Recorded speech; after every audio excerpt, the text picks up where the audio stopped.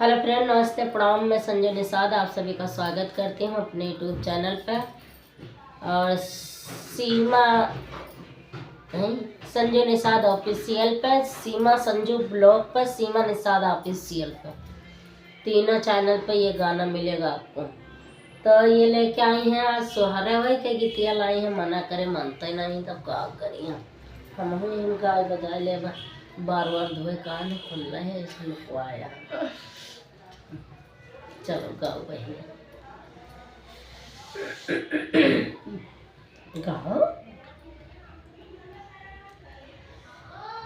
इतना सुंदर लाला बालो बिना गवनवा के, इतना सुंदर लाला पवलो बिना गवनवा के, इतना सुंदर लाला पवलो बिना गवनवा के।